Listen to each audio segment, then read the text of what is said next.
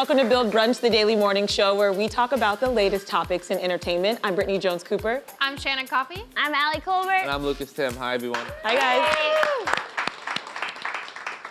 Today we're going to talk about rapper 21 Savage's arrest, yucking someone's yum, and Oprah's new boozy gift to some lucky cruise ship passengers.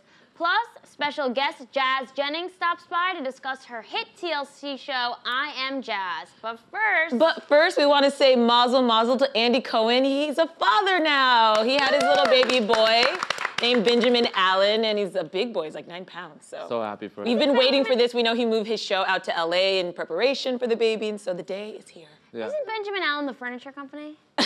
Could be. Ethan Allen. But, Ethan Allen. Yeah, but it's named after his grandfather. Yes. Yeah, and he's wanted to be a dad for a while, so I'm really happy for him. Yeah. I think he's going to be a really great dad. And the kid's going to get a lot of love and a lot of support from a lot of crazy aunties, also known as Real Housewives. So again, this baby has the best godmothers I think possible. Yeah. Like, they will guide him through life. They've all been Instagramming the same picture, and it's so funny. Just like this baby boys that have the most fabulous, wonderful life full of love. I think this is so funny and exciting for people because he's such like a party guy and such a party, you know, he like has that persona. So it's like, how is he going to be as a father? Like, calm down. So. He's going to be awesome. Yeah. He already looks calm in that photo, and I I can't wait.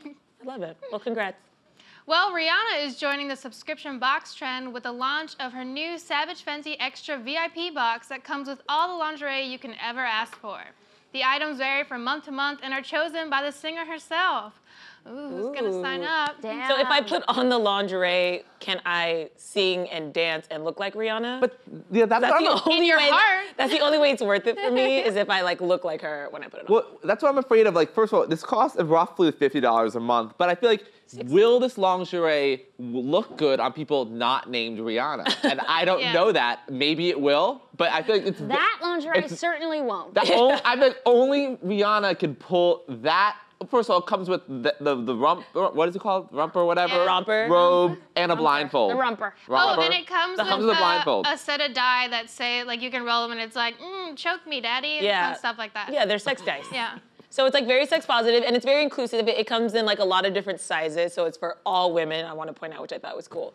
But yeah, the sex dice is a nice addition. Once a month is probably too often to get new lingerie. Maybe like once every 3 months, once every It does 6 feel like months. a lot, right? Yeah, you Once can't put months on hold, so if you're Right. like, no one's gonna see me this month, like, don't send a box. Yeah. Although some people wear it for themselves. Yes. This is true. Yeah. But it is getting a piece of, like, that's 12 pieces of lingerie, like, in a year. Like, do you need that much? No, I don't think so. Do you need That's that a lot many of different, like, lingerie. sex dice and blindfolds? I mean, maybe you do. I mean, it depends on what kind of show you're putting on at the end of that year. Maybe you got those 12 pieces of lingerie. I don't know, but Giovanni! Giovanni! Yeah, you're Dorinda or Luann de Lesseps maybe, but yeah, this seems like a lot. It's definitely, I would say, an investment in yourself and your lingerie wardrobe. Interesting. I will say, like, Rihanna's lingerie great, has a weird ability to, like, really make you feel sexy and empower people. So I think it goes along with Rihanna's brand. It's cool to see her, like, obviously Fenty Beauty is, like, she's making billions of dollars now and it's so successful. And it's, like, interesting to see her continue to expand as a businesswoman. So even though, like, we're kind of teasing the lingerie box, like, this is gonna be highly successful. These subscription services we know are really lucrative and I really just great. can't imagine that many people signing up for a monthly subscription for lingerie. I think it's a good gift to give someone. Yeah. Like if you're dating someone and you're like, oh yeah, here you go, every month you get to put something on. Well, that is a good gift. Also, but do you take fun. offense to that? Like, oh, do you think my pajamas suck? Oh, I don't know. I'm not looking for excuses to get offended, you know? Okay. Could you do like a sister to Nice. traveling pants thing where like a group of people just split the subscription if no, you're all I the don't same think so. size? No. Yeah, as long as you wash them. No, it's like 1 month you like. Well, no, what, like you get Brittany will December? get January through March. You'll Yeah. get April through June, like I don't that know, sort of thing. Oh, I thought you meant we all use January. No. Oh yeah, that's what I No. thought. If you want to. Yeah, I feel like, I mean, I've never bought lingerie before, so I don't really know what it's like, but is it like, you know, those things you're embarrassed by when you buy sometimes? Like, I don't know if you guys have any of those things. Is lingerie embarrassing to buy, or is it like, cool, sexy, I don't know. I don't think it's embarrassing, but I would imagine some women maybe get embarrassed buy it. I've actively seen people at the store looking at crotchless underwear like terrified that someone's gonna judge them, and I'm like, it's all good. I always see like the guy in Victoria's Secret like very confused, and he's trying to buy lingerie for his girlfriend or wife, and he's just like, and then he'll ask me like, what size do you wear? And I'm like, nope. Oh my God, they We're not doing that. Don't do that. That's funny. Don't ask me what size underwear I wear. It's too personal. Yeah.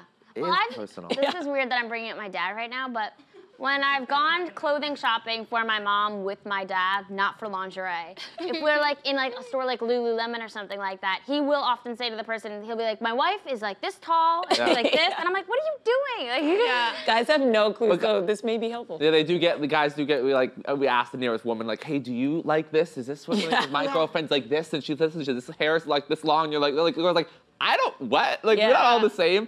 Yeah, I will say, though, because it's not about me, my brother, one time we went shopping for my mom's birthday, my dad took us out, we could all buy something for my mom, and my younger brother, who's 5, picked out a leopard print lingerie set because it reminded him of mommy. So that was a sweet gift my brother gave my mom. So your dad bought that? My dad bought it because my mom was like, Fred, what the fuck? And he's like, Daniel picked that out. I wasn't going to say no to him. He had style from an early age. What he can did. You say? Daniel is a fabulous guy and has a lot of style. He had an eye. Wow. Well, I can't wait for Rihanna to make even more money.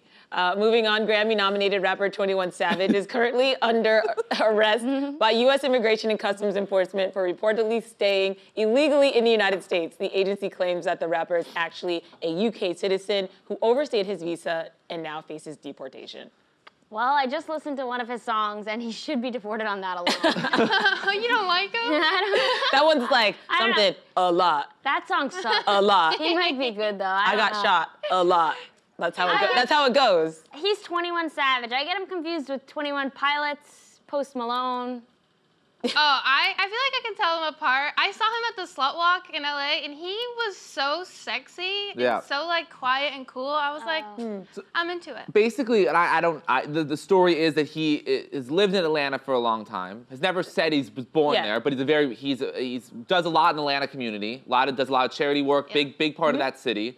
But is actually from the UK. So what had happened was when he was 12, he came over here with his family and had a visa. It expired when he was 13, so he was a minor, and his family had decided to stay. So it wasn't like he came here to be deceitful, and it was like, no, he was a kid, like many of the dreamers. There's millions of people in our country dealing with this situation where they were brought here as children and then stayed, and then he applied for a visa in 2017, and some people are saying that's what started this investigation into his citizenship. Why is ICE the worst? Like literally the worst. You're going after like this guy? Why? What's the purpose of this ICE? Yeah. Okay, I'm gonna be AOC here and just say ICE should be abolished because it sucks. Yeah.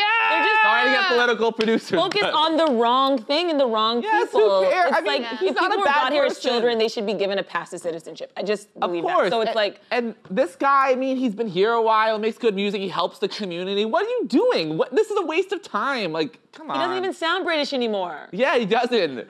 Yeah. Does the Queen of England even know him anymore? I don't even know. So that's the funny part, and we can get to the Demi Lovato part, but a lot of people were making jokes about this whole situation, one being like in his song, what was the lyrics, is that she's 5'5", my ride or die. Yeah. And then people put a picture of Queen Elizabeth and said like this whole time he's been trying to tell us that he's really British. So there were some really funny tweets about it, which Demi Lovato jumped in and was like, oh, these tweets are really funny, they're the best part of the Super Bowl, and then she got attacked for. Yeah. Leave her alone. Jesus, she's in recovery. Yeah. Right. Yeah, I don't think what she did was that bad. No. First off, everybody was laughing at the memes. The memes are not like bad at all. No one's being like, haha, he got taken by ICE. Right. Immigrants die. No, they were just like casually like laughing about how he's British now and like taking his songs and being like, wow, look at this lyric. It's funny. Now it has like a different meaning now that we know he's British. And Demi Lovato, I feel so bad because everybody was like basically like, kill yourself, you dumb junkie. Right. And that's just like, even if you're not struggling with addiction, not a cool thing to hear on your feed when people are telling you to kill yourself. Yeah. No. She deactivated her Twitter, right? Yeah. Because it was just like so ridiculous. But everyone. But people are on her about this like all the time. Because when during midterms, she took a photo at the polling booth and they were like, oh, I saw a lot of comments, people being like, oh, what were they just like promoting free crack at the polls? Jeez. And I'm like, why would you just target someone like that? When you know they're struggling, why would you kick them while they're down? Because they're struggling. People are Yeah. trolls. Yeah. I mean, on that note, clearly no one's happy making fun of his situation, but it is kind of humorous thing about like, and I don't know if like someone probably in Hollywood's already writing this, like the rapper who's hiding he's British. Yes. Like that is a funny sketch. It's really like that funny. is like oh no, they're serving tea, they'll know. Like coffee or tea, like he's hiding his accent. I do picture him now throughout his life, like being this rapper, but like secretly like like he's wanting tea instead of whatever. I did see a clip where it was like, oh, shopping with 21 Savage, and he was like, oh, I definitely wear this jacket out for crumpets and tea, and everyone was like, he was telling us! Yeah. That's the thing. Now it's like we can see all the signs. Yeah. We can't ignore it anymore. All the signs. Yeah, he was like he's referred people by their M. Night proper title. Shyamalan is making signs too about this. Honestly, this is another great idea we pitched at the BUILD Brunch table is the true story of 21 Savage hiding his British identity Yes. through life. Yeah. Or it's going to be a really great SNL skit if they can really nail it. If they can nail it, not in an inappropriate way. Yeah, not ruin it. SNL, it's up to you. Are you a French fry stealer? A let me try a bite type of friend? Well, a Refinery 29 article discusses what happens when others judge your food choices during the social experiences of sharing a meal with your peers. This is an interesting article. And it talks about how there's a lot of food shaming that's done internally as well as externally from other friends. When you especially when you have lunch in the office with other people. Do you guys come in contact with this? People judging you for your food?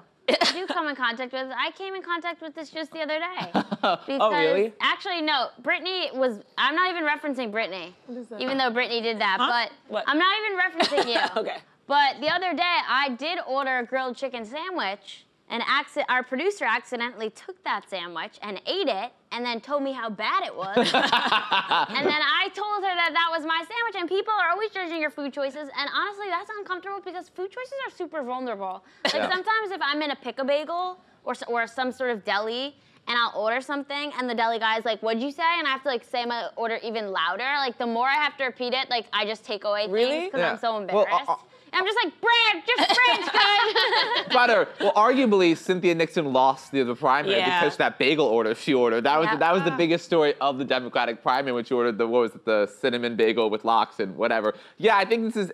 I have to admit, I do. If you come in with a hard-boiled egg and you're eating in front of me, I will give you that. That is the only thing I've ever gotten. I will give you. I never ate a hard-boiled egg. No, you did. I'm not saying you did. It was. What kind of egg was it? It was They were smelly. egg whites, I remember. egg white. And she apologized a lot. I know. Like, a You're lot. still making me feel bad about it. Yeah. Donut for breakfast, It bitch. smelled like fart. Oh. I eat like garbage. I've said that 1,000 times on this you show. have a cake. I come in with an egg white omelet, and you're like, fuck this girl. Yeah, she literally has like a healthy egg white, and I'm like, I have cake or brownies or a great muffin. yeah, great muffins. I'm really big on the blueberry It muffin. smells bad. I don't do it anymore. Do you realize? But this is actually so real right now. We're talking about, I used to have egg whites all the time, and I literally don't buy them anymore because I've been shamed by you guys. Yeah, I'm sorry. I wasn't shaming you. You I was shamed trying her. to This help is not you. a joke. This is not a joke. No, I shamed No, her. you I should feel really eat healthy. bad. It smells like farts every morning. It smells like farts here all the time anyway. Have you been downstairs? People are ripping ass left and right. Let her eat her fucking Hold eggs. on. Okay. Can I just eat some eggs? You should eat whatever you want get to 'em eat. scrambled. I'm all about. They are not scrambled. They're Okay, egg whites you should eat. Yeah, but, eggs fucking stink. But if it smells and you are in front of me, I am going to give you one gonna of say something. these. I am. I'm gonna. But you can eat it. Listen to me. Nobody It said you smells didn't bad. eat your My eggs. nose has to smell that. Do you actually think after this conversation, I'm gonna walk in tomorrow with eggs? I would respect. I would respect the respect choice. you more. I would be like, I that did it is once, gold. but I She's have to taking a eat it stand. before And then- Brittany comes in. And then Brittany and I will be in the corner like. And you'll be licking your nipples. Yeah. And you're like, that's all I have for breakfast. That's all I My eat. own Woo! nipple sweat. Yeah. I will say that, like, in general, I will shame people. I'll admit that. Like, for me, so not if good, we, Brittany. well, not like, this is the context in which I typically find myself shaming, which reading this made me rethink how I approach it. And then I'm gonna say something else, and it's gonna make you feel bad. Okay, cool. So when we go to dinner at like a nice restaurant and there's like a ton of beautiful food and somebody orders a salad, and I have one friend in particular who just always orders a salad. And I'm like, there are scallops, there are pork chops, there is steak, and you're gonna order a salad? Like, that is when I'll be like— I'm insulted by that. Yeah, Here's I'm like, the deal. why? Here's the deal. Not everyone is on the same budget you are on, and not everyone has the same dietary restrictions you have. Of course.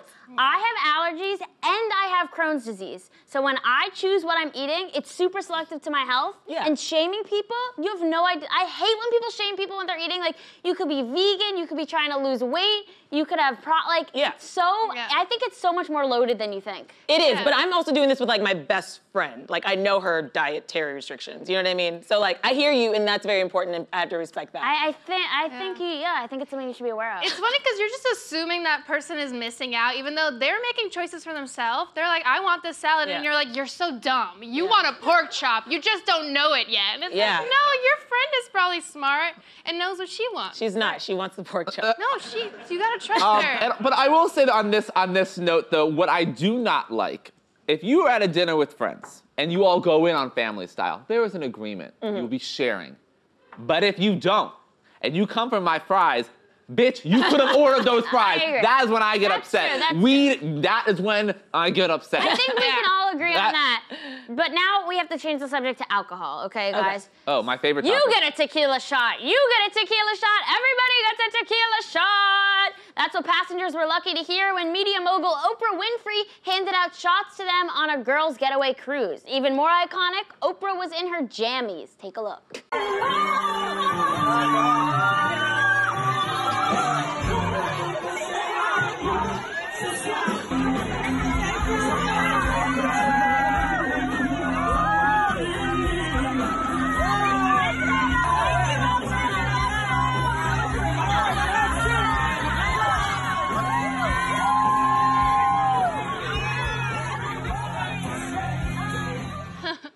Yes. Woo! Wow, She just Oprah. continues to live her best life. Yeah, and I will say, on this note, this is what I have for breakfast every morning. You guys don't shame me when I come with my that is tequila true. shot. So I have to do so. Thank you guys. You don't shame me. We do shame you. You don't remember. Oh, that's it. Oh, okay. I love that this is, so Oprah has this deal with Holland Cruise Lines, and so this is like a girls' getaway trip, and I just like wish I would have known about this, because I would know. totally have gone. She and Gail hosted this. I know. Literally, it's a dream come true. I mean, I don't want to go on a cruise, but I think I'd go on with Oprah, because if it does go down, she'd be really inspiring. I don't know. You're stuck on a boat with Oprah. I could deal with that. With shots of tequila. I want to shots know what tequila. Oprah's like drunk.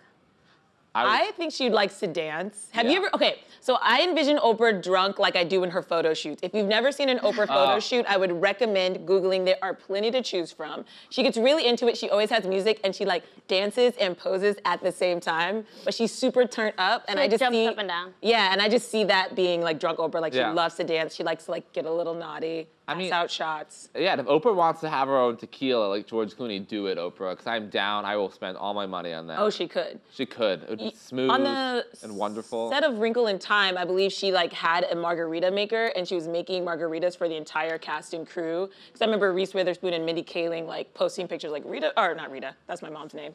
Oprah makes the best margaritas. That's a little slip right there. That explains a lot about why that movie didn't hit the mark. Yeah. They were just like, we're drunk, thanks Oprah. And that explains why Wrinkle in Time was not as great as it could have Film been. the shot. Yeah. Oprah's like, rub it. Yeah.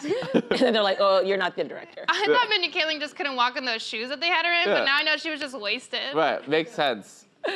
That's funny. Makes sense. Yeah, no, I'm so down with Oprah and tequila. We were saying, I wonder what like she is as a. I want to see Oprah drunk. That would be a dream of mine. I know. Also being, because she's named the godmother of this cruise. I also want Oprah as a godmother. I don't like tequila. I had don't?